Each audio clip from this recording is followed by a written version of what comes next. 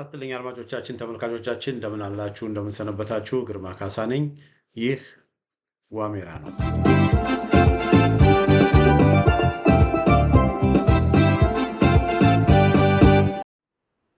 በዛሬው የዋሜራ መርሃ ግብራችን የአዲሱ የፋኖ ድርጅት ፋይዳዎቹ ምንድናቸው በሚል ርዕስ ስር እንወያያለን። እንግዳ ይዤላችሁ መጥቻለሁ። ብዙ ጊዜ በዚህ ሚዲያ ላይ ቀርቦ ከኔ ጋራ ውይይት አድርጓል። ለንደን ነዋሪነቱ ለንደን የሆነ እያሱ ኤፍሬም ነው። ወንድም እያሱ ከእያሱ ጋር ንግግር እናደርጋለን፣ ውይይት እናደርጋለን፣ እንተነትናለን። አቶ እያሱ ኤፍሬም ከለንደን እንኳን የዋሜራ ታዳሚ የሆነ መጣ። እንደምን አለ? ግርማ እንደምን አለ? ደህና ነው ወይ? ያው እንግዲህ ቤተሰብ ሆኛለሁ ማለት ነው። በዚህ አጋጣሚ ያው አንተ ትለዋለህ ብዬ ጠብቅ ነበረ። ዛሬ ከተራ ነው። ድንገት የመርሃ ግብር ስንቀርጽ ነገ የጥምቀት በዓል ነው። በዛ ላይ ደግሞ ፋኖ በጥር 9 ቀን አንድነቱን ያበሰረበት ቀን ነው እና ስትመለከተው ትንሽ ይሄ ምንድን ነው የሚባለው ፕሮፌቲክ የሚመስል ምንድን ነው እንደዚህ በፕሮፊት ነገር የተነገረ የደስታ ግጥምጥሞሹ በጣም የሚገርም ነገር ነው የታወጀበት ጊዜ እና በጣም ደስ የሚል ሁኔታ ነው የተፈጠረው። ብዙ በርዕሰ አንቀጹ ላይ እንዳስቀመጥከውም የምንወያይባቸው ፋይዳዎቹ ብዙ እንደሆኑ እናሳያለን እና ለአንተ ለቤተሰቦችህ እንዲሁም ደግሞ ለዚህ ለዋሜራ ሚዲያ ታዳሚዎች በሙሉ እንኳን ለባህረ ጥምቀቱ አደረሳችሁ እላለሁ። እሺ፣ አመሰግናለሁ። እኔም መጀመሪያ መናገር ነበረብኝ። እንኳን ለባህረ ጥምቀቱ ሁላችሁንም አደረሰን። እሺ፣ እንግዲህ ወደ ገደለው እንግባና ያው እኔ ከዚህ በፊትም በርከት ያሉ ሀሳቦችን በዚህ ፕሮግራም ላይ ስለሰራው የኔን አቋም የኔን አመለካከቶችን የመስማት የማወቅ እድል አድማጮች አላቸው። እስቲ ወደ አንተ ልምጣና ምን ተሰማ ይሄ ድርጅት አናውንስ ሲደረግ? አንደኛ ሸክም ቀለለኝ ልበል በአንድ በኩል ምክንያቱም ወንድሞቼ በተለያዩ አደረጃጀት ተደራጅተው ያው አነሳሱ ታሪካዊ አነሳሱ ነው። ጥፋት አይደለም፣ ጥፋት ነው ብለን አንሰማም። ምክንያቱም ይሄ ዘመናዊ ፖለቲካ አደረጃጀት የምንለው በልሂቃኖች ይታሰብና ልሂቃኖቹ ያንን ያሰቡትን ነገር ወደ ህዝባቸው ለማስረጽ በድርጅት እያደራጁ በኔትወርክ በዚህ በሴል በህቡ እያደራጁ ይሄዳሉ እና ወደ ህዝቡ ያደርሱታል እና የህዝቡን ቁጣ የህዝቡን ሐዘን ግፍና በደል ያስተምሩታል። የኛ ግን ትንሽ የተገላቢጦሽ ነው። የተገላቢጦሽ ነው ማለት ምንድነው? ቁጣውንና ሐዘኑን የተረዳው ራሱ ህዝብ ነው እና የጎበዝ አለቆች ጠመንጃ በማንሳት በአማራ ህዝብ ላይ የደረሰውን በደል ለመቋቋም ፍልሚያ ያገቡበት ጉዳይ ነው እና አጋጣሚ ሆኖ በዚህ በፓወርፖይንት ከዚህ ቀደም ያዘጋጀውት ነበረ። ለምሳሌ ማንረሳው አርበኛ አስማረ ዳኜ በሸዋ ያደረገው ተጋድሎ ሊታወሰን ይገባል። ሌሎችም እንደዚሁ ደግሞ ለምሳሌ በጎንደር ለወልቃይት አማራ የተከፈለው ውድ ህይወትን አርበኛን ሰጠኝ ባበል የመሳሰሉትን ማስታወስ እንችላለን እና ትግሉ ከታች የጀመረ ስለሆነ የመበታተን ጉዳይ ነበረው። ሁሉም በወንዙ በየቄው በሚያገው ተራራና ሸንተረር የታገለ ነበር እና አመጣጡ ትክክለኛ አመጣጥ ነው፣ ምንም ስህተት የለም። ነገር ግን ከመጣ በኋላና እየጎለበተ ሲመጣ አንድነቱ ደግሞ መምጣት ነበረበት። አንድነቱ ቶሎ መምጣት ነበረበት እና በተለይ በብዙ መልኩ በምንዋይበት ምክንያቶች መምጣት ነበረበት እና ይህ አንድነት ዛሬ ተሰባስቦ መምጣቱ በጣም በጣም አስደስቶኛል። ሸክሜንም አቀልሉልኛል። በግሌ ለወንድሞቼም ታላቅ ምስጋና አቀርባለሁ ይሄንን ላደረጉት። እሺ፣ አመሰግናለሁ። ልክ ነህ በጣም እኔም ራሴ በጉጉት ነበረ በየቀኑ እንደውም እየተከታተልኩ ምን ደረሰ እያልኩ አት ዋን ፖይንት እንደውም በጣም እስከ መበሳጨት ሁሉ ደርሼ ነበር። እነዚህ ሰዎች ሳይመጡ የጌታ ምጽአት ሊመጣ ነው እያልኩ ሁሉ ለአንዳንዶቹ የጌታ ምጽአት ሊመጣ ነው እያልኩ ሁሉ በቃ ግን በዚህ መንገድ በብዙ ፈተና ውስጥ ባይገርምህ በብዙ ችግር ውስጥ አልፈው ነው እዚህ ደረጃ የደረሰው። እርግጥ አንድነቱ ጥያቄዎች የሚነሱ ጥያቄዎች አሉ። ብዙ ሰዎች ሙሉ ለሙሉ መቼም ሰው የሚሰራው ስራ እንደመሆኑ መጠን ሙሉ ለሙሉ ፐርፌክት ሊሆን አይችልም አይደል እንዴ?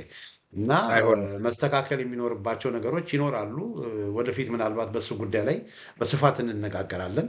ያው አንዱ ድርጅቱንም የምናጠናክረው በሀሳብ በተግሳጽ የተሳሳቱ ነገሮችንም ደግሞ እንዲታረሙ በማድረግ የጎደሉትንም እንዲሞሉ በማድረግ ስለሆነ በዚህ ጉዳይ ላይ ወደፊት በስፋት እንሄድበታለን። ግን አሁን እስቲ ይሄ ድርጅት ይፋ መሆኑ ከየት ተነስተን እንግዲህ እዚህ እንደደረስክ አንተም ታውቃለህ። የፋኖን ጉዳይ የአማራን ትግል በቅርበት ስለምትከታተል በ2 ዓመት ተኩል ውስጥ ሚያዝያ 2015 ዓ.ም ነው እንቅስቃሴ የተደረገው። በ2 ዓመት ተኩል ውስጥ ከምንም ተነስተው ወደ 250 አደረጃጀቶች ነበሩ። እነዚህ አደረጃጀቶች እየተሰባሰቡ እንግዲህ አሁን አንድ ሆኗል። አንድ የፋኖ ድርጅት ነው ያለው እና ከዚህ በፊት የአማራ ፋኖ ምንድን ነበር የሚባለው? የአማራ ፋኖ ህዝባዊ ግንባር የሚባል ድርጅት ተቋቋመ። እሱም ከ2 ከ3 ወር ነው ከ6 ወር በኋላ ከሰመ። ያው ህዝብን ከፋፍሎ እንኳን የአማራውን ትግል ወደፊት ሊያደርግ ቀርቶ ጭራሽ እንደውም ትርምስ ተፈጠረ። ከዛ ዘመነ ካሴና እስክንድር ደግሞ አንድ ላይ ሆኑና ደግሞ የአማራ ፋኖ ህዝባዊ ሰራዊት የሚል መጣ። እሱም ብዙም አልሄደም። ዘመነና እስክንድርን በመሃል ተጣሉ፣ አልተስማሙም። እሱም እንዲሁ ቀረ። ከዛ አማራ ፋኖ ህዝባዊ ድርጅት የሚል መጣ። ሰኔ 2016 ዓ.ም የአማራ ፋኖ ህዝባዊ ድርጅት ተቋቋመ። እሱም ትርምስን ፈጠረ። ምንም ያመጣው ነገር የለም። እንደውም አብዛኛው የአማራ ፋኖ ህዝባዊ ድርጅት ጭራሽ አሁን ግማሹ ማለት ይቻላል እጁን ለብልጽግና ሰጠ። ግንቦት ላይ ደግሞ የአማራ ፋኖ ብሔራዊ ኃይል የሚል ተቋቋመ። እሱም ደግሞ ለ4 ወር የአማራ ፋኖ ብሔራዊ ኃይልን ያቋቋመው አፋጎ እነዘመነ ያሉበት በተለያየ ምክንያት ራሳቸውን አግለው ለብቻቸው ሆነው በቃ ከጅምሩ የአማራ ፋኖ ብሔራዊ ኃይል ዲስፋንክሽናል ሆኖ ነበር የቆየው። እስካሁንም ድረስ ከተቋቋመ 8 ወር ሆኖታል እና በ8 ወር ጊዜ ውስጥ የሰራው ምንም ነገር የለም ማለት ይቻላል። ምንም ያደረገው ነገር የለም ይሄ ድርጅት እና 4 ድርጅቶች እንግዲህ ተቋቁሞ አሁን ይሄ 5ኛ መሆኑ ነው እያሱ እና ይሄ 5ኛውን ልዩ የሚያደርገው ነገር አለ። ልዩ የሚያደርገው ነገር ምንድን ነው? ቢያንስ አሁን ሁሉም አንድ ሆነዋል። ለ2 አልተከፈሉም፣ ለ3 አልተከፈሉም። ሁሉም አንድ ሆነዋል እና ይሄ ድርጅት ደግሞ በዛ ላይ በተቻለ መጠን አንዳንድ ሰዎች ከግለሰብ ጋር ያገናኙት ቢሞክሩም የቡድን አመራር ያለው ኮሚቴ የሚመራ ኮሚቴው ደግሞ ሰብሳቢ አለ። ሰብሳቢው ደግሞ የተወሰነ ስልጣን ያለው ነገር ግን የአንድ ድርጅት ያልሆነ በቃ በተቋም ላይ ሞስሊ የተመሰረተ ድርጅት አድርገው ነው ያቋቋሙት። ሁሉም ጠቅላይ ግዛቶች ያሉበት እና በጣም ብዙ ከዚህ ድርጅት ብዙ ይጠበቃል። እና ይሄ ድርጅት ከተቋቋመ ጊዜ ጀምሮ እንግዲህ አንዱ አንተ የምጠይቀው እስቲ ምንድን ነው ፋይዳው? እስቲ ምን የዚህ ድርጅት መቋቋም በተለየ ሁኔታ ከዚህ በፊት ከነበሩት በተለየ ሁኔታ ምን የሚለውጠው ኢሚዲየትሊ በአጭር ጊዜ ውስጥ ምን የሚለውጠው ነገር አለ? በረጅም ርቀት በረጅም ጊዜ ደግሞ ምን የሚያመጣው ነገር አለ? እንደው እስቲ አናላይዝ ያደረግከው ነገር ካለ ለአድማጮቻችን አጋራለን።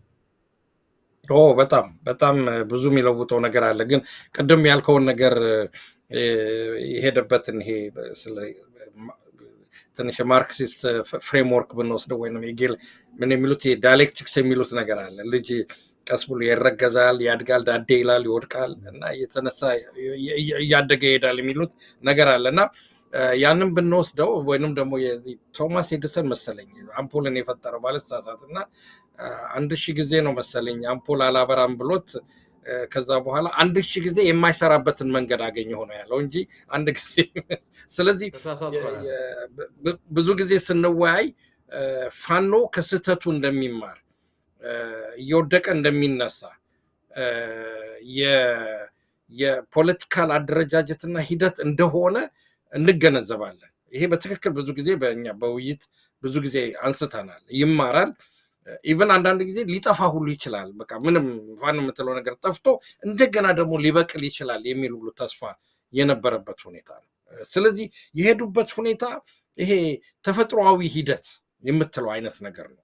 ተፈጥሯዊ ምክንያቱም ብዙ ማስረጃ መስረት ይችላል፣ ሰዓቱ ስላልሆነ ነው እንጂ ከዚህ ቀደም የነበሩትን የተለያዩ የፖለቲካ ድርጅቶች በዓለም ላይ ያሉትን ስንመለከት በእንደዚህ አይነት ፕሮሰስ ውስጥ ነው ያለፉትና ድንገት በአብዮት ነገር ውስጥ ያሉ ሰዎች ለምሳሌ የሚያስታውሱት ከልጅን ስንማር ሜንሼቪክ እና ቦልሼቪክ ሲባል እንሰማለን እና የራሻ አብዮት ሄዶ መጨረሻ ላይ ለሁለት ነው የተከፈለው። ሜንሼቪክ ቦልሼቪክ እየተባለ እንትን ብሏል እና እድገት አለው የእያንዳንዱ እና ከዛ ውስጥም ለምሳሌ በመጥፋት ደረጃ ትሮትስኪ ሜክሲኮ ድረስ ስደት ገብቶ የተደረሰበት እናውቃለን። እና የፖለቲካ ሂደቶች አሉና ናቹራል የሆነ ተፈጥሯዊ የሆነ የፖለቲካ ሂደቱ ነው እያካሄደ ያለው እና አሁንም ለውጦች ይኖራሉ። ስታግናንት ሆኖ ግድብ ሆኖ የሚቀር ሳይሆን የሚያድግ ነው። አሁን ወደ ጠየቀኝ ጥያቄ ልገባ። በአንደኛ ትልቁ ችግሩ የነበረው ፋኖ የተለያዩ በመሆናቸው በአንዳንድ ባልተግባቡበት ድርጅት ውስጥ የጋራ መድረክ ኖሯቸው ተወያይተው ችግራቸውን አይፈቱም ነበር እና አንዳንድ ጊዜ ችግራቸውን የሚፈቱት በዛው በጠመንጃው ነበር እየተባለ ነበር እና በዚህ ምክንያት አላስፈላጊ መስዋዕትነት የተከፈለ ጉዳይ አለ።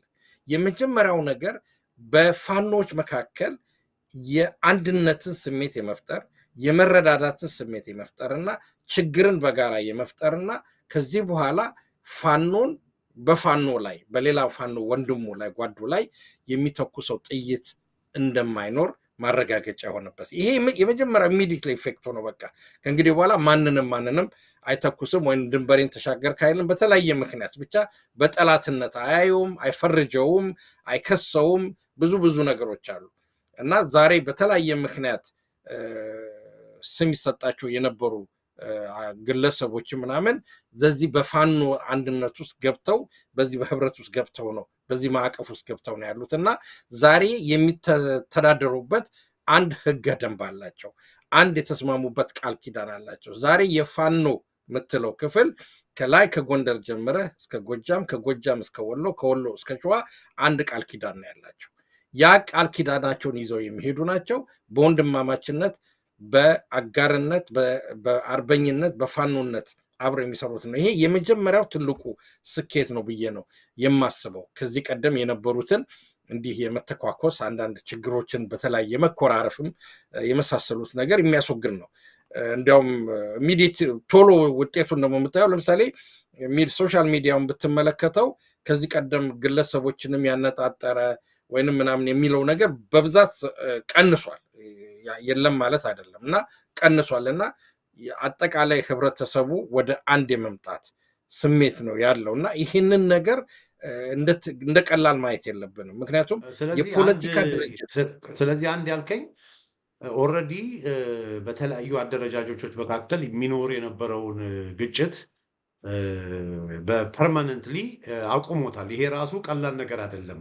አንድ ይሄ በጣም ለምን በጣም ችግር ነበረ። በተለይ በሸዋ በርካታ ፋኖዎች በእርስ በርስ ውጊያ ሞተዋል። ባይገርምም ከዚህ በፊትም ተነጋግረናል። በእርስ በርስ ውጊያ በፋኖ ይዞታ ስር የነበሩ በርካታ ቦታዎች በአገዛዙ ስር ገብተዋል። አሁን ባይገርምም እና አሁን እነዛን ለማስለቀቅ ራሱ ጊዜው ጎንደርም እንደዚሁ በተመሳሳይ እና ይሄ ልክ ነው። ሁለተኛ እንግዲህ አሁን ያነሳኸው ይሄ አንደኛው ያው አንድነትን ያመጣል፣ የእርስ በርስ ውጊያን ያቆማል፣ ትኩረታቸውን አገዛዙ ላይ እንዲያደርጉ ያደርጋል። ልክ ነህ። ኢሚዲየት ሁለተኛው ደግሞ አንድ ሁለት ብለን እንድንለው ብዬ ነው። አሁን የጀመርከውን እንቀጥል። የህዝብን አመለካከት ይቀይራል ያልከው ቀጥል። አሁን በፊት አየህ በአማራ ህዝብ መካከል ብቻ አይደለም። አሁን አማራውም ራሱ የተለወን ዝም ስላለ አልተናገረም ማለት አይደለም። ገበሬው ዝም ስላለ ወይንም ቤቱ ቀምጦ ቁጭ ብሎ በትዝብት የሚመለከተው ስላልተናገረ አይታዘብም ማለት አይደለም። ውስጡ እያረረ ነበረ። ለምንድን ነው ወንድሞቻችን እንደዚህ የሚሆኑት? ለጋራ ዓላማ ነው የወጡት፣ ለአንድ ዓላማ ነው የወጡት። ያለን ጠላት አንድ ነው። በኢትዮጵያ ላይ በአማራ ላይ የመጣ ጠላት ነው ያለው። ሁሉም መተኮስ ያለባቸው ወደሱ ነው። ከዚህ ቀደም ተስፋ ተነጋግረናል። እንደው ሌላው ቢቀር እሺ እንደው ውህደቱ እንኳን ቢቀር ለየብቻቸው ይታኮሱ የተቀረውን ይደርሱበታል ብለን ነበረ። ያን እንደዛ መፍትሄ ለመስጠት ማለት ነው።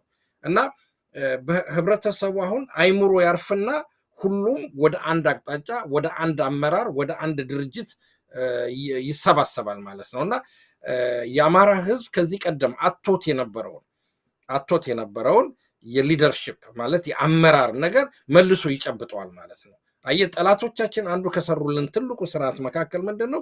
የአማራ ህዝብ በአንድ እንዳይቆም ማድረግ ነው። የተሰራው ስራ እስከዛሬ የተሰራ ወደፊትም እየተሰራ የሚመጣው ስራ ይሄ ነው።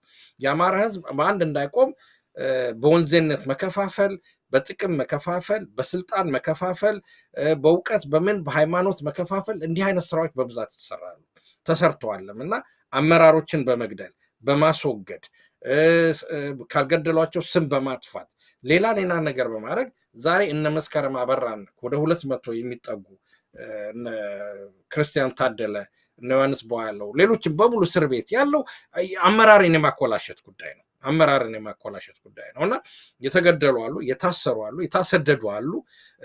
በተለያየ ምክንያት ደግሞ የሞቱም ደግሞ አሉ በተፈጥሮ እየተባለ ግን በተለያየ ምክንያት የተገደሉ አሉ እና ጠላት ይህን ሁሉ ስራ ሰርቷል። ይህን ሁሉ ስራ ከሰራ በኋላ ዛሬ አንድ ወጥ ሆነ የፋኖ አደረጃጀት የፋኖ አመራር አለን፣ በህብረት የሚመራ በኮሚቴ የሚመራ በጋራ ወንድማማቾች ተስማምቶ የሚመሩት ሀሳብ አለን። ከዚህም ደግሞ ጀርባ እነሱን የሚቃኙ እንደ ክራር ወይንም ደግሞ እንደ ማሲንቆ የሚቃኙ በባህላችን እንደ ዘለሰኛ ወይንም ካስፈለገ ደግሞ ትዝታ ካስፈለገ ደግሞ ባንቺ ሆዬ የሚያዘፍኑ የሚያጫውቷቸው ሊቃኖች ደግሞ ከጀርባቸው አሉ። እዚህ ጋር ነው ቅኝቱ፣ ይሄ ነው የአማራ ትክክለኛ ቅኝቱ ይሄ ነው። በዛ መልኩ ነው እኔ ባየው ደስ የሚለኝ። ምክንያቱም አየህ ቅኝታችን ይሄ ነው፣ ዛሬ ቅኝታችን እንደዚህ ነው እና ስለዚህ በእንደዚህ አይነት መልኩ ተደራጅቶ መምጣቱ ለአማራ ወጣት በተለይ ለወጣቱ የት ልግባ፣ ከማጋ ልሰለፍ፣ አቋሜ ከማጋ ይሁን፣ እዚህ ጋር ብሰለፍ ጠላት ሆናለሁ፣ እዛ ጋር ብሄድ ደግሞ እንደዚህ ሆናለሁ የሚለውን ነገር በሙሉ ያስቀረለት ነው። ይሄ ብቻ አይደለም፣ ይኸውልህ ይሄ ብቻ ሳይሆን ወደ ትግሉ መግባት የሚፈልጉ ለምሳሌ ያገዛዙ ባለስልጣኖች ቢኖሩ በአማራ ውስጥ የብአዴን ካድሬዎች ቢኖሩ ወይንም ደግሞ አድማ በታኝ የምትለው ሚሊሻ ብትለው ቢመጣ ወዴት ነው የሚሄደው? አሁን ግን አንድ ድርጅት ተቋቁሞለታል። ይህን ሁሉ ሰብስቦ የሚይዝ ሁለተኛው ትልቁ ጥቅም ይሄ ነው። ጨምርበት ካለ ጨምርበት ብዬ ነው። ስለዚህ እንደው አንዳንዴ ብንዘረዝራቸው ጥሩ ነው ብያለሁ። አንዱ ያልከው እንግዲህ ተኩስ አቁሙን የእርስ በርስ ግድያን ያስቆማል። ይሄ በጣም ሂውጅ ነው፣ በጣም ትልቅ ፋይዳ ነው። ሁለት የጠቀስከው ደግሞ ምንድን ነው?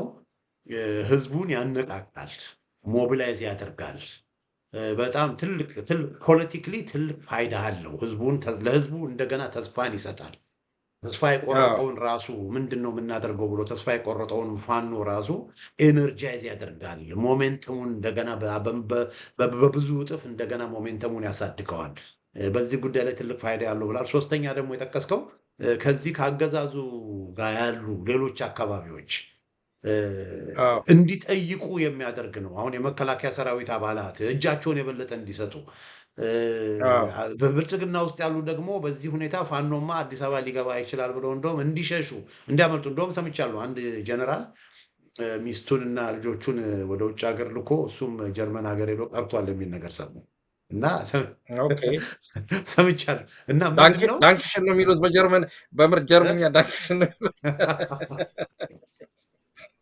እንለዋለን በጀርመን ምን እንደሚሉት እነ መርስ ምናምን እዛ አሁን አንቲ ኢሚግራንቶች ነው ስልጣን ያሉት። እንደው አንገቹን ቀጨም አድርገው እንደገና ወደ ሀገር ቤት እንዳይመልሱት እንጂ በተለይ ደግሞ ጀርመን ያለችው አንድ ትራምፕ አይነት ሴት አለች ደግሞ አንድ ናዚ አይነት ነገር ያላት እና እነሱ ስልጣን ይዘው እንደው እንዳይመልሱት እንጂ ኢዘር ወይ ትልቅ ኢምፓክት አለው በብልጽግና ካምፕ በመከላከያም ፋኖን የሚደግፉ ዝም ብለው የነበሩ እንዳልከው ገበሬ ምናምንም ዝም ብለው በቃ ውስጡን እየተቃጠሉ ግራ ገብቷቸው ዳይሬክሽን ገብቷቸው የነበሩ በሙሉ አሁን በቃ አረንጓዴ መብራት ነው ይበራላቸው።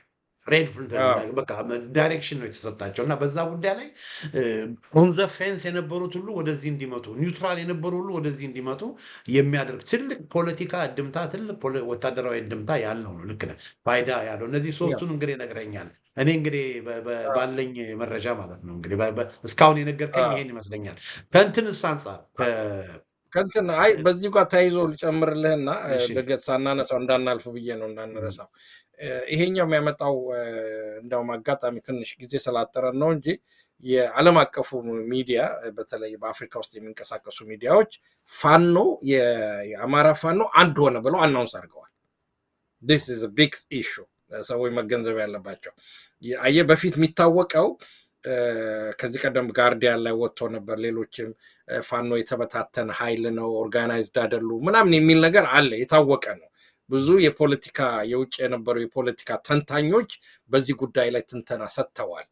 እና ዛሬ ግን የወጣ በሁለት አፍሪካ ሀገሮች ላይ የወጣ ዜና ስመለከተው የኢትዮጵያ የአማራ ክልል ያሉ ፋኖች አንድ መሪ ድርጅት አቋቋሙ፣ በአንድ ተሰባሰቡ፣ ዩናይትድ ፎርስ ሆኑ የሚል ነው። እና በዓለም አቀፍ ፖለቲካ መድረክ ስትመለከተው የሚያስደነግጥ ነው። ድሮ የተበታተነ ኃይል የትም እንደማይደርስ ይታወቃል።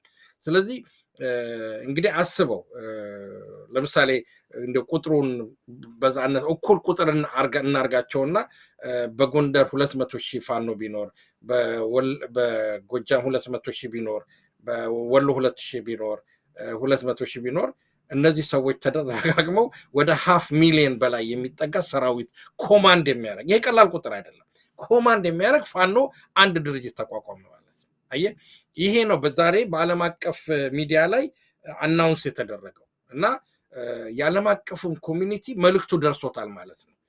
ነገ በጋርዲያን፣ በቢቢሲ፣ በሲኤንኤን የምንሰማው ጉዳይ ይሆናል ማለት ነው። በአልጀዚራ የምንሰማው ጉዳይ ነው ማለት ነው። የአፍሪካ ወንድሞቻችን ይሄንን አሰምተውታል። ስለዚህ የዓለም አቀፉንም የፖለቲካ አስተሳሰብና እንትን ቅርጽ የሚያስይዝ ነው። በዚህ ጉዳይ ላይ እየተሳተፉ ታላቅ ሰው ከዚህ ቀደም እንደነገሩኝ በተለያዩ የአውሮፓ ሀገሮች ሄደው ስለ ፋኖ ቢናገሩ እናንተ የተበታተናችሁ ናችሁ፣ አንድ አይደላችሁም፣ ማንን እናናገር የተባለ ነው። በአሜሪካም እንደዚህ አይነት ነገር ተነስቶ እንደነበረ የዛሬ 2 ዓመት አካባቢ ተነስቶ ነበር። ኢቭን ሌላም ወዳጅ ሀገርም በቅርብ ያለ ስሙን መጥቀስ የማልፈልግ በግሌ ባላቸው ኤምባሲ ያነጋግሬያቸው ወደ 16 ድርጅቶች ናቸው መጥተው ያነጋገሩን፣ የትኛውን እንቀበል ያሉበት ሁኔታ አለ። ስለዚህ አንድ መሆኑ በጂኦፖለቲክሱ አሰላለፍ ላይ ፋኖ የራሱን ሚና እንዲኖረው፣ ከማጋ እነዚህ ሰዎች ዲል ማድረግ እንደሚገባቸው፣ ከማጋ መነጋገር እንደሚገባቸው መስመር የሰጠ ነው። ዛሬ ፋኖን እናነጋገር ሲሉ አንድ ድርጅት ብቻ ነው የሚያነጋግሩት፣ አፋብን ብቻ ነው የሚያነጋግሩት፣ ሌላ ድርጅት የለም። ስለዚህ በዓለም አቀፍ ደረጃ እንግዲህ አሁን በውስጣዊ አይተናል። በመጀመሪያ በፋኖ በራሱ እርስ በርሱ ባለው ሁኔታ አይተናል። ከሁለተኛ ደረጃ በአማራ ህዝብ መካከል አይተናል። ሶስተኛ በአገር ውስጥ ደረጃ አይተናል። አራተኛ ደግሞ ስንመለከተው በዓለም አቀፍ ደረጃ የአማራን ፋኖ በአዲስ ማፕ ላይ ያስቀመጠ ነው ማለት እንችላለን። አዎ፣ እዚህ ጋር እንትን ቅድም በጠቀስከው ላይ ከዓለም አቀፍ ግንኙነት አንጻር ከኢንተርናሽናል ሪሌሽንስ አንጻር ቅድም የአፍሪካ ሚዲያዎችን ጠቅሰሃል። ማርቲን ፕላውት የተባለ ፈንዲት አለ፣ የደቡብ አፍሪካ ሰው። እሱ ራሱ ምን ብሎ ነው የጻፈው? ኢትዮጵያ ብሎ ይዘምራል። ብሬኪንግ ሪፖርት ብሎ ይዘምራል። ብሬኪንግ ሪፖርት ኢንዲኬት ዛት ፋኖ ፋክሽንስ ዲክሌር ዜር ዩኒፊኬሽን ኦን 17 ጃንዋሪ 2026 ብሎ ነው የሚለው እና ፎርሚንግ ዘ አምሃራ ፋኖ ናሽናል ሙቭመንት ኤንድ አፖይንቲንግ ፖለቲካል ኤንድ ሚሊታሪ ሊደርስ ዘ ሙቭ ሃዝ ሴንት ሾክ ዌቭስ ትሩ ዘ ጋቨርንመንት አዝ ዘ ዩኒፋይድ ፋኖ ሪፖርትድሊ ፕሪፔርስ ፎር ስትራቴጂክ ኦፐሬሽን ይላል።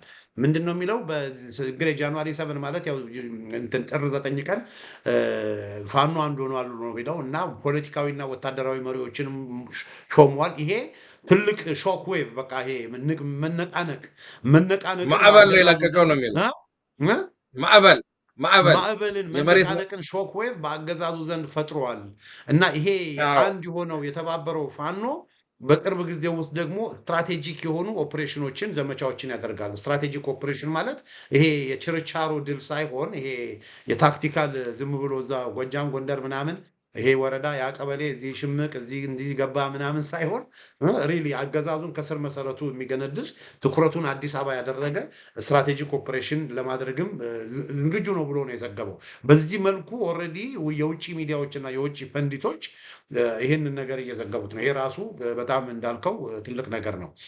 ሌላስ ምን ሌላ ፋይዳ አለ ትላለህ? ገና መጨረስን ገና ጀመር ነው። እንግዲህ ትልቁን ነገር አልነካ ነውም እዚህ ላይ አየህ። አሁን ትልቁ ነገር የተበታተነ ኃይል ቅድም ብለናል እንዳልከው የተበታተነ ኃይል ሲሆን፣ ሌላው እስቲ ወደዛ ከመግባታችን በፊት ወደ ዲያስፖራው ደግሞ ትንሽ እንምጣና የዚህ በዲያስፖራው ትልቅ አቅም ያለው ነው። ትልቅ እምቅ የሆነ አቅም አለው። ወይንም ይሄ ያልተቆፈረ ማዕድን እንደማለት ነው። ወደ እንትኑ ወይም በኮንትሮባንድ ደግሞ የሚቆፈሩም አሉ እንደ ትግራይ ወርቅ ማለት ነው። እና ይህ እምቅ ኃይል በአግባቡ ቻናል አልተደረገም። በአግባቡ ለፋኖ ትግል የሚውልበት መንገድ አልተፈጠረም። መጀመሪያ አካባቢ እንደተጀመረ ለምሳሌ በጋሻገ ስብስብ ትንሽ ገንዘብ ተሰበሰበ፣ ያቺ ትንሽ ተሰጠች። ከዛ በኋላ ወደኋላ ሸሸት ተባለ በተፈጠረው ችግር ማለት ነው። እና ከዛ ያው የተለያዩ ቦታዎች ስለሆኑ እኔም በግሌ ገሌ አልልህም፣ በግሌ የሚያነጋገርኳቸው ሰዎች አሉ። ደውሎ አረ ብር ይሰጠን ምናምን ያሉ ሰዎች አሉ። ዛሬ አመራርነት ላይ ደርሰዋል እነዛ ሰዎች። በጣም ደስ ይለኛል። ጥይት መግዣ እንኳን የለንም እባካችሁ ተብለው ጥይት ሲበዳደሩ የነበሩ ሰዎች ናቸው። እና የአማራ ፋኖ በቀን የሚጠጣትን ወይም በቀን በወር በትንሽ ጊዜ የሚያባክናትን ለተለያዩ ጉዳይ የሚያባክናትን ገንዘብ እንኳን ሰብሰብ ቢያደርግ የፋኖን የፋይናንሻል አቅም በከፍተኛ ደረጃ ሊያሳድግ የሚችል ኃይል ነው። ግን ይሄ የተበታተነ ነበር። እንዲያውም በመበታተኑ ምክንያት አደጋ ፈጥሮ ነበር። እንደምታውቀው አደጋ የፈጠረው ምንድን ነው? አንድ 10-30 ሰዎች ይሰበሰቡና ለተወለዱበት አካባቢ አልፈርድባቸውም፣ ናቹራል ነው ይሄ ነገር። በነገራችን ላይ እንዲህ አይነቶቹ ነገሮች ስንመጥ የፍርጃ ጉዳይ አይደለም፣ ተፈጥሯዊ ጉዳይ ነው። ለምሳሌ እኔም የተወለድኩበትን ቄ ወንድሜ ሸፍቶ ይሆናል ገብቶ ይሆናል ለትጥቅ ትግል። ስለዚህ እዚህ ያሉትን የአጎቶቹ ልጆች፣ የአክስቱ ልጆች፣ ጓደኞችን ሰብስቤ ለሱ የሚሆን ትጥቅ ብገዛ መጥፎነት አይደለም፣ መጥፎነት አይደለም። አደረጃጀቱ ስላልነበረ ነው ግርማ። ይሄ ስላልነበረ ነው ያ የተፈጠረው። በተለይ ለምሳሌ በአረብ ሀገር የሚገኙ እህቶቻችን ትልቅ ትልቅ ሚና የተጫወቱ ናቸው። ሁልጊዜ ላመሰግናቸው እወዳለሁ። በጣም ቆራጦች፣ በጣም ደፋሮች፣ ቸሮች ደግሞ በዛ ላይ የሆኑ ናቸው። አሁን ይህን ሁሉ ፋኖ ይህን ሁሉ የውጭ ያለውን ፋኖ ነው የምላው፣ ይህን ሁሉ በውጭ ያለውን ዲያስፖራ በአንድ ቻናል የምታስገባው ቢሆን አስበው ሊፈጥረው የሚችለው የኢኮኖሚክ ጥቅም ማለት ነው። ሌላው አንድ የገጠመን ለምሳሌ ፕራክቲካል የሆነ ችግር ለምሳሌ ልበልህና ሰላማዊ ሰልፍ ለመውጣት በአሜሪካም የገጠመ ነገር ነው። በስንት ጥሩምባ ተቀስቅሱ በስንት መከራ ተብሎ አይወጣም ነበር። አሁን ግን አንድ ፋኖ አደረጃጀት ስለሚኖር ተስፋ አደርጋለሁ ያም አደረጃጀት ወደ ውጭም ይወጣል ብዬ አስባለሁ። የዛን ጊዜ አንድ ነገር በአማራ ላይ ሲሆን ለንደንን ድብልቅልቋ እናወጣታለን። ምክንያቱም ሁሉም ፋኖ ነው፣ አንድ ፋኖ ነው። ኒውዮርክም ያለው እንደዛው ነው። ስለዚህ በገንዘብ ኃይል፣ በዲፕሎማሲ፣ በሚዲያ ደግሞ እንዲህ የተበታተነው ጎራ ለይቶ ሲንከታከት የነበረው ሲፈነካከት የነበረው ሁሉ መስመር ይይዛል። ስለዚህ በዲያስፖራ በኩል የነበረው ከዚህ ቀደም የተሰጠው አሳይመንት አለ በሚዲያ በዲፕሎማሲ እና ሪሶርስ የሚለውን ያን ሁሉ ወደ አንድ ቻናል ሊያመጣ የሚችል ትልቅ የሆነ ስትራቴጂክ ሙቭ ነው። ይሄ በጣም በጣም ሊታሰብበት ይገባል። እንግዲህ ይህ ከሆነ ወደ ዋናው ነጥብ ደግሞ ልግባለህ ማለት ነው። ወደ 6ኛው ነጥብ ስገባለህ ፋኖ የሰው ኃይል ቀላል ነገር አይደለም። አንድ ፋኖ አንድ ወንድም ማጣት ቀላል ነገር አይደለም። በከንቱ መውደቅ የለበትም የአንድ ፋኖ። ስለዚህ ያለውን ኃይል ማሰባሰብ፣ የጦር መሳሪያ ማሰባሰብ፣ በአንድነት መደራጀቱና በሰው ኃይል፣ በገንዘብ፣ በቁሳቁስ አንድ መሆንን ሊያመጣ የሚችለው ውጤት በጣም ከፍተኛ ነው። አንዱ ትልቁ ድል እንዲያውም መሰመር ያለበት በሰው ኃይልና በቁሳቁስ በገንዘብ ከወታደራዊ እንትን አንጻር ነው የምትለው? ከወታደራዊ አንጻር ማለት ነው። ይሄ ሁሉ ተሰባስቦ ሲመጣ አጠቃላይ ሊመጣ የሚችለው እንትን ድሮ የተባለ ነው፣ ድር ቢያብር አንበሳ ያስር ነው፣ አንድ አይነት ዳንዳ አይፈድ ነው። እና ይሄ የተባለለት ነው። ይሄ በሙሉ አንድ ጊዜ በአንድ አቅጣጫ በሚፈስበት ሰዓት ድሉን አጠር ያደርገዋል፣ መስዋዕትነቱንም ይቀንሰዋል። እና ቅድምም እንደተባለው ጠላትም ቅድም ያ ፖል ነው ማነው ያልከው ሰውዬ እንዳለው በአገዛዙ ላይ ያው ሺቨሪንግ ነው የምንለው ወይንም ደግሞ በጀርባ አጥንት ላይ ላብ ነው የሚለቀው ይሄ ጉዳይ እና ቀላል ጉዳይ አይደለም አንድነቱ። ይህንን ስንል ደግሞ ያው ግድፈቱ እሱ ላይ አሁን ዛሬ የምናወራበት ጊዜ አይደለም። ዋናው የአንድነቱ ሀሳብ ይሄንን ነው። አንድነት መኖሩ የገንዘብ የሰው ኃይል ያስተሳሰብ አንድነትን ማምጣትና ጠላትን በአንድነት መምታት የሚለውን ትልቅ ድል ያስመዘገበ ነው ይሄ የፋኖ አንድ ትልቁ ፋይዳው ይሄኛው ነው። አንደኛው ደግሞ አይ ቲንክ እስቲ ሰመራይዝ እናርጋቸው እንደው ለአድማጮችም እንዲመች ምናልባትም መሀል ላይ አንዳንድ ሰዎችም ደግሞ ፎርወርድ እያደረጉም ስለሚያዩ አንደኛ እንግዲህ ያለው ፋይዳ የእርስ በርስ ውጊያዎችን በፋኖ መካከል ያለውን የእርስ በርስ ውጊያዎችን ለአገዛዙ በጣም ይጠቅም የነበረ ማለት ነው። ብዙ ቦታዎችን አገዛዙ እንዲይዝ ያደረገውን ያስቆማል። አንድ ይሄ ነው። ሁለተኛ ያሉት ፋኖችን ፈዘው የነበሩ ኦን ዘ ሳይድ ላይን የነበሩ ውስጣቸው የሚደብን የነበሩ ሰዎችን ሁሉ ኢቨን አገዛዙም ጋር ያሉ ወደ ፋኖ መቀላቀል የሚፈልጉትን ሁሉ ሞቢላይዝ ተስፋ የሚሰጥና ሞቢላይዝ የሚያደርግ ነው። ኤነርጃይዝ ሞሜንተሙን ከፍ የሚያደርግ ነው። ቀላል ነገር አይደለም።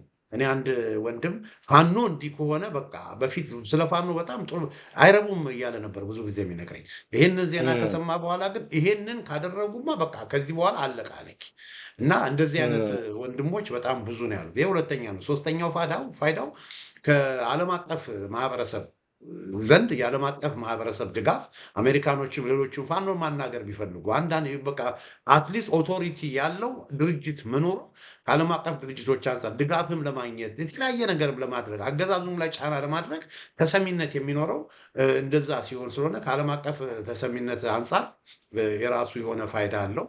ሶስተኛ በፋኖ ውስጥ ያሉ ተዋጊዎችን ራሱ በቃ ብዙዎቹ ተስፋ ቆርጠው የተወሰኑት ሁሉ እኮ እጅ እስከ መስጠት ጥለው እስከ መሄድ እኮ የደረሱም እኮ አሉ።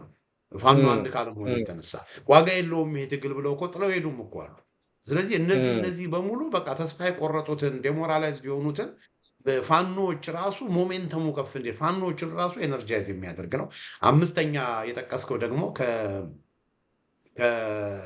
ከሚሊተሪ ስትራቴጂ አንጻር በዛ ብለው በአንድ ላይ መሆናቸው ራሱን የቻለ ትልቅ ፋይዳ አለው ፍሮም ሚሊተሪ ፐርስፔክቲቭ የጠቀስከው እና ስድስተኛ ነው የጠቀስከው በጣም ቁልፉ የሪሶርስ አቅም ያለው ዳያስፖራው ነው በዋናነት እና ይሄ ዳያስፖራውን ደግሞ አንድ በማድረግ ዙሪያ ላይም በጣም ኢሚዲየት የሆነ ፋይዳ አለው ብለህ እንግዲህ 6 ነገሮችን እንግዲህ ዘርዝረህልኛል። ሌላም የምትጨምረው አለ እያሱ? አይ በዚህ በፋይዳ ጉዳይ ሌላም የምጨምረው ነገር አለ። በፋኖ አንዱ በዚህ በትግል ውስጥ የሚበቅሉ አንዳንድ አረሞች ይኖራሉ። በአንዳንድ ጊዜ እህል ስንዘራ አረም አለ እና በፋኖ በተነሳበት ሰዓት ደግሞ በህብረተሰብ ውስጥ የፋኖን ተገን ተጠቅመው ውንብድና ወንጀል የሚፈጽሙ በፋኖ ስም መንግስት የሚላካቸው ሌሎች የሚሆኑ እንዲህ አይነት የሚፈጽሙ ሰዎች ነበሩ እና የፋኖን ስም የማጠልሸት የማለት የመሳሰሉት ነገር አለ እና ፋኖ አሁን ይሄንን አንድ የሆነ ፋኖ ከሆነ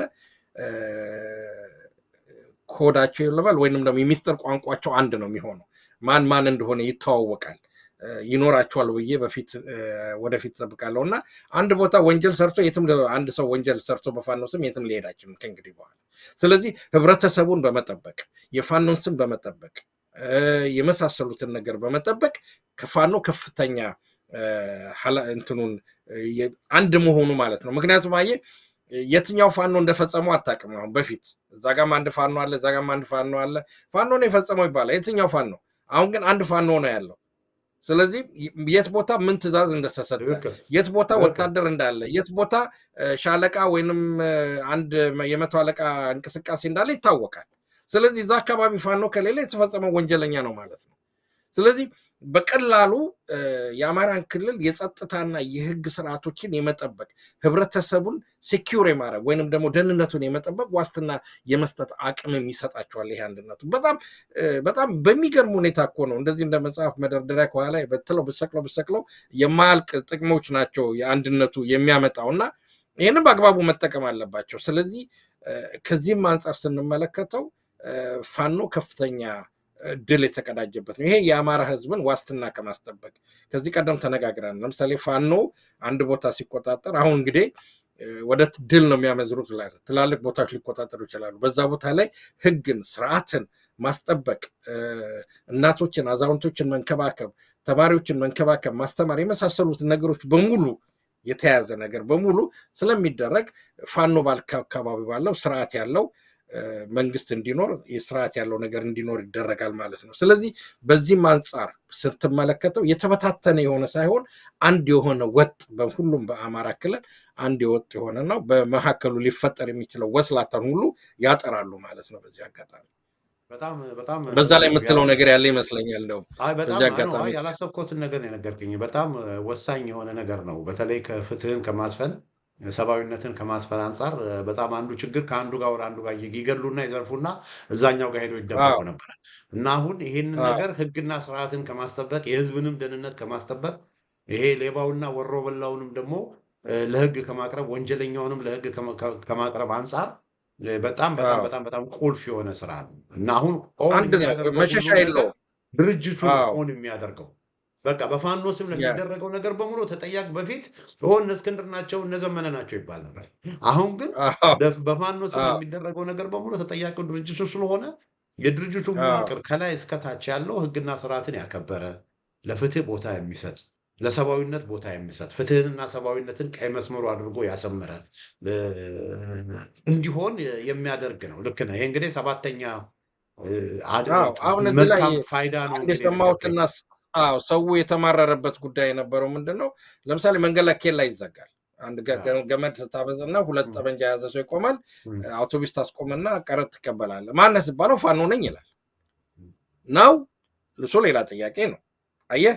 ስለዚህ ህብረተሰቡ አሁን እንደዚህ አይነት ነገሮች ፋኖ እንዴት ማድረግ ያለበት እንደሆነ መች ማድረግ እንዳለበት ከሆነ በትክክል በህግ የሚመራ ድርጅት ነው። በስርዓት የሚመራ ድርጅት ነው አሁን የተፈጠረው ድርጅት ማለት ነው። ስለዚህ በፊት አይመሩም ማለት አይደለም፣ የተበታተኑ ስለሆነ ግን በስርዓት ይመራሉ ብለን የምንጠብቀው ድርጅት አዎ በስርዓት ተብሎ የሚመራው ነው። እሱ ወደፊት እንመጣበታለን። አዎ፣ ያው አዎ። ፋኖችም እንዲያውቁት የምንፈልገው አለንጋችንን የብር አለንጋችንን ያው ይዘን ነች የትኛዋ ነች የበላ አረንጋዋን ይዘን እንመጣለን። እሷ አትቀርም እና መልካም መላሳችን መልካም። አያርፍም፣ ብርሃናችን አልፉም፣ የወንድማዊ ምክር ለመስጠት ማለት ነው። ስለዚህ ከዚህ ቀደም የሰማሁት ነበረ። በተለይ በጎንደር አካባቢ እኔ ዘመዶች አሉኝ እና በጣም ተማረዋል። በየቦታው ኬላ እየተባለ ገንዘብ ይወሰዳል። የሚሰማው ነገር ፋኖ ነው የሚባለው። አሁን የኔ መከራከሪያ ነጥብ ነው ፋኖ አያረግም ነው። ምክንያቱም ፋኖ የቆመው ለህዝብ ነው፣ የህዝብ ልጅ ነው፣ ህዝብ ተበድሎ የወጣው ነው። ግን በመሀል የሚፈጠረውን ሞሽላቃና ሌባ ደግሞ ወንጀለኛ ሊፈጠር ይችላል። ስለዚህ አሁን ይሄንን በሙሉ አጥርተው ያወጣሉ ብዬ ገምታለሁ። በዚህም ደግሞ እንደ ምክርም ሊሆን ይችላል ለእነሱ ይሄንንም እንዲመለከቱት ማለት ነው። አይ መልካም መልካም፣ በጣም ልክ ነው። ይሄ እንግዲህ አድማጮቻችን፣ ተመልካቾቻችን ያው አንዳንዶች የዚህን ድርጅት መቋቋም የዚህን ድርጅት መመስረት ምናልባት አንዳንድ ጠቃቅን ነገሮችን በማየት አንዳንድ ገና ያልተሟሉ ክፍተቶችን በማየት ጥያቄ ምልክት የሚከቱ ምንከት ወገኖች ልኖር እንችላለን። ግን ይሄ ድርጅት እንግዲህ ዛሬ እንዳየነው ያለውን ፋይዳ ያለውን ጥቅም በደንብ እንግዲህ ተረድተናል። እና አንድ የፋኖ አመራር ሲነግረኝ ጋሽ ግርማ ጋሼ ነው የሚለኝ። እኔ እንደ ሽማግሌ መስላለሁ እንደ እያሱ ጋሼ ነው የሚለኝ። ጋሼ ነው የሚለኝ ፋኖቹ ብዙ ጊዜ ወደ እኔም ሊመጡ እኮ ነው በዛ እና ጋሽ ግርማ እኛ አሁን ቤት ነው የሰራ ነው አለኝ። አንድ የፋኖ አመራር በጣም የማከብረው ጎበዝ ሰው፣ ቤት ነው የሰራ ነው። ቤቱ ላይ ችግር የለም ማለት አይደለም። ቀለም መቀባት ሊያስፈልገው ይችላል። ሲሚንቶ መለሸን ሊያስፈልገው ይችላል። ቤቱ ከተገነባ በኋላ ቤቱን እናጸዳለን። የሚጠናከር የሚገነባ ነገር ካለ እንገነባዋለን። ቤት መስራት ግን ነበረብን እና ቤቱን ስንሰራ የተጓደለ ነገር ሊኖር ይችላል እና ይሄ ለምን ሆነ፣ ይሄ ለምን አልሆነም፣ ቀለሙ ለምን እንደዚህ ሆነ፣ ጣራው ለምን እንደዚህ ሆነ፣ ግድግዳው ለምን እንደዚህ ሆነ ተብሎ ይሄ የገነባነውን ቤት ማፍረስ የለብንም። ይሄንን ቤት እንደውም አብራችሁ ከኛ ጋር ሆናችሁ የበለጠ እንደውም ጠንካራ ቤት እንዲሆን እርዱ ብሎ ነው ያለኝ እና እውነቱን ነው። እና ክፍተቶች አሉ። ይህንን ክፍተቶች በሂደት ኦልሬዲ ትልቁን ነገር ሰርተዋል። ይሄ ቅድም ወንድም እያሱ አንተም የዘረዘርከውን 7 ነጥቦችን 1 2 3 ብለን ያስቀመጠ ትልቅ ሂውጅ የሆነ ፋይዳ ያለው ስራ ሰርተዋል። አሁን ከዚህ በኋላ እንግዲህ የሚጠበቀው ምንድን ነው? ይሄንን ቤት ማጠናከር ነው። ይሄንን ቤት ደግሞ አንዱ የምናጠናክረው ያው ማይክሮስኮፕ ተይዞ እዚህ ቦታ የተሰነጠቀች ነገር አለች፣ እዚህ ጋር ድር አለ ይጠረግ፣ እዚህ ጋር የሆነ ነገር ተሰኖ ይለወስ፣ ይሄ እዚህ ጋር ሚስማር ይመታበት የሚሉ ሰዎች ያስፈልጋሉ። በዛ ጉዳይ ላይ ያሉ ክፍተቶችን ደግሞ በዚህ በአዲሱ ድርጅቱ መመለስ ያለበት ማሟላት ያለበት ማስተካከል ያለበት ብዙ የሚነሱ መሰረታዊ ጥያቄዎች አሉ። እነዚህ መሰረታዊ ጥያቄዎችን ኢግኖር አድርጎ ወደ ጎን ማድረግና ነገሮችን መደባበስ ሳይሆን ለነዛ ከህዝብ ለሚነሱ ጥያቄዎችም መልስ መስጠት አለበት። ለሚነሱ ጥያቄዎች አዎንታዊ የሆነ አክብሮታዊ የሆነ መልስ መሰጠት አለበት ብዬ ነው ማምነው እና በዛ ጉዳይ ላይ በስፋት ወደፊት ይህንን ድርጅት ከማጠናከር አንጻር በስፋት ብዙ የምንለው ነገር አለ ከአዲሱ ድርጅት ጋር በተገናኘ ወንድም እያሱንም የዚህ ፕሮግራም ታዳሚ እንዲሆን አድርገን በስፋት ደግሞ ይሄ አዲሱ ድርጅት ክፍተቶቹ ምንድን ናቸው? ምን ማሻሻል አለበት? ምን መታረም አለበት? ምን በተለየ መልኩ ቢሄድ ጥሩ ነው? በተለይ ደግሞ ጊዜያዊ ድል ብቻ ሳይሆን ዘለቄታዊ የሆነ ድልም እንዲያገኝ ምን ቢሆን ይሻላል ከሚል ያው ያለኑን አስተያየቶች ለማቅረብ እንሞክራለን። አይሲንግ ለዛሬ ይብቃል መሰለኝ። የመጨረሻ አንድ ስምንተኛ ልጨምርልህ። የምትለው ነገር አንዳንድ ጊዜ ጥቂት ደቂቃዎች ድልና የዛሬው ዝግጅት ስምንተኛ እና በጣም ኢምፖርታንትም የሆነ ጉዳይ አለ። ትንግት አላለቀም፣ ገና ፋይዳው አላለቀም። አዎ ምክንያቱም አይተነዋል፣ ግን በትንሽ በጎን አይተነው ነው ያለፍነው። ምክንያቱም ይኸውልህ ምን አለ መሰለህ በኢትዮጵያ ውስጥ ሌሎች ህዝቦች አሉ፣ ኦሮሞዎችም፣ አፋሮችም፣ ሶማሌዎችም ሌሎችም ህዝቦች አሉ። የፋኖን እንቅስቃሴ በጥሞና ነው እየተመለከቱት ያሉት የፋኖን እንቅስቃሴ። እንዲያውም አንድ በቅርብ ጊዜ ለምሳሌ እንደ ፕሮፌሰር መሐመድ ቤልጅየም ነው ያለው፣ ሌላም ሰዎች አሉ ከሶማሌ ብሔር ተወላጆች የሆኑ እንዲሁም የሶማሌ አንድ ሰው ዝም ብሎ ተራ ነዋሪ ፋኖን በጣም አሞግሶ ሲናገር ሰምቸዋለሁ። እና በደቡብ ያሉ፣ በጋምቤላ ያሉ፣ በቤንሻንጉል ያሉ ወገኖቻችን የፋኖን አንድ መሆን ይፈልጉታል። አየህ፣ ምክንያቱም የፋኖ አንድ መሆንና ድል መቀዳጀት የነሱም ነፃነት ነው። እንደውም ትልቁ አንደኛው ደግሞ ትልቁ ጥቅም አንድ መሆኑ የሚያሳየው ይሄ ነው። አየህ፣ እኛ አንድ ስንሆን አሃ እነዚህ ሰዎች እውነትም ለነፃነት የሚታገሉ ሰዎች ናቸው፣ ለፍትህ የሚታገሉ ሰዎች ናቸው። ስለዚህ ከነዚህ ሰዎች ጎን እንቁም ይላሉ ነገ። ምክንያቱም ነገ አዲስ አበባ ፋኖ ሲገባ እኮ መንግስት ሲመሰረት እነዚህን ህዝቦችም ይዞ ነው የሚመሰርተው። ስለዚህ ዛሬ አንድ ሆነ ስትሄድ፣ አንድ ሆነ ስትሰራ ትከበራለህ፣ አላማህ በትክክል ይታወቅልሃል፣ ከአንተ ጋርም አብሮ ለመስራት ይፈልጋል። ይሄ ፊዚክስ ለምሳሌ ምንድን ነው የሚሉት ግራቪቲ ሁል ጊዜ ትልቁ አካል ነው ወደ አንተ የሚስብህ ይባላል እና የመሬት ስበትም ግራቪቲ ያው ወደታቸው አሁን መንኮራኩር ሲለቁ ዝም ብለው አንዴ ከተሆነች ቦታ ነዳጅ የላትም ዝም ብላ ነው የምትሄደው እና መጨረሻ ላይ ወደ ፕላኔቷ ላይ ስትደርስ የፕላኔቷ ግራቪቲ ነው የሚስባት ይባላል። ፊዚክስን አይደለሁኝም ያው ኮሬጀ ነው የምናገረው እና ያው ኢንተርኔት ፊዚክስ ነው ፊዚክስ ነው እና ምንድነው የአማራ አንድ መሆንና መጠናከር ሌሎች ህዝቦች በአማራው ዙሪያ እንዲሰባሰቡ ያደርጋቸዋል። ግራቪቲው ይስባቸዋል። አየህ ስንበታተን ለራሳችንም ካልሆንን ለነሱም አንሆንም፣ አንጠቅማቸውም። ስለዚህ አንድ ጋር መሰባሰባችን እነሱ ወደኛ እንዲመጡ አንድ እንዲሆኑ ለጋራ አንድ ጋር እንድንታገል ትልቅ መንገድ የሚከፍት ጉዳይ ነው እና መጨረሻ 9ኛ ላርገውና የተመሰረተበትን ቀን እንደ ቁጥሩ አንዱ ሰዳትና 9ኛ ላርጋትና አንድ መሆኑ ፋኖ በአንድ ህግና መመሪያ እንዲመራ ያደርገዋል። አባሎቹ ከአመራር ጀምሮ አጠቃላይ ፋኖ በህግና በስርዓት የተመራ ድርጅት እንዲሆን ያደርገዋል። ተጠያቂነት ይመጣል፣ አካውንታቢሊቲ ይመጣል፣ ትራንስፓረንሲ ይመጣል። አየህ እንደ በፊቱ እዚህም እዛም ማለት አይቻልም። ስለዚህ ህግ፣ ስርዓት፣ ፍትህ ያለው የፋኖ አደረጃጀት እንዲመሰረት ያደርጋልና የመጨረሻው ንግግር በዚህ ላይ ምንድን ነው የምለው፣ ቻይኖች ምን ይላሉ? ቅድም ለተናገርከው ነው ቤቱን ሰርተናል ላለው ወንድማችን ቻይናው ምንድን ነው የሚለው? የቻይና ታላቁ መሪ የሚባለው ማኦ ሴቱን የ1000 ኪሎ ሜትር ጉዞ በአንድ እርምጃ ይጀመራል ይላል። በአንድ እርምጃ ነው የሚጀመረው። ስለዚህ እኛም ማድረግ ያለብን እርምጃችን ገና 1000 ኪሎ ሜትር ነው። በእርግጥ አዲስ አበባ ያን ያህል አትርቅም ከደብረ ብርሃን ቢሆንም እናስባትና ጉዟችንን ጀምረናል። ስለዚህ አንድ እርምጃው ቤታችንን መስራት ነው። ሌላው ደግሞ ነገር የምናገረው ድንገት ያው የአማርኛ ስለሆነ ጥሩም አማርኛ ነች፣ ውስጧ ቅኔ ስላላት ነው።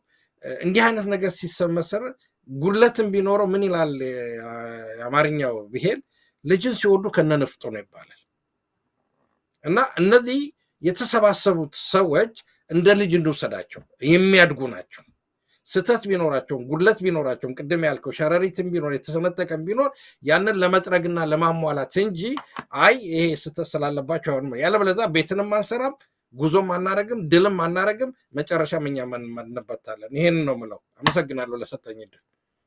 እሺ አመሰግናለሁ እያሱ። በጣም ግሩም ውይይት ነው ያለ ነው። የአዲሱ የፋኖ ድርጅቶች 9 ፋይዳዎች ብዬ እንግዲህ ታይትሉን መጻፍ ነበረብኝ ማለት ነው። እና ቀላል አይደለም። 1 2 3 4 ብለን 9 ደርሰናል። እንግዲህ ያ ሁሉ ነው የሆነው። አይ መጨመር ይቻላል። 9 ፋይዳዎች ብለህ በኋላ ኤዲት ማድረግ ከተቻለ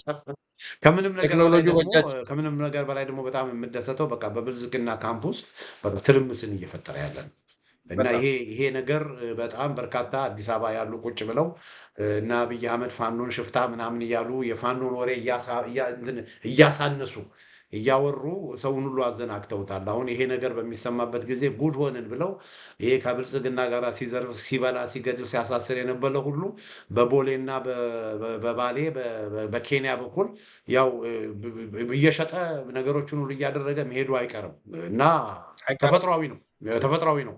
ያኔ የዛሬ 3 ዓመት ፋኖ ብዙ ቀበሌዎችን ብዙ ከተሞችን ተቆጣጥሮ የነበረ ጊዜ በርካታ የብልጽግና ቱጃሮች የብልጽግና የሚዲያ ሰዎች አቀንቃኞች በሙሉ እንትን ወጥተው ነበር ከሀገር ተመልሶ ነው እና አሁንም ከፍተኛ የሆነ ፍልሰት ይኖራል ብዬ ነው የማስበው። ይሄንን በብልጽግና ካምፕ ውስጥ ድንጋጤ በመፍጠሩ በግሌ ደስ ብሎኛል።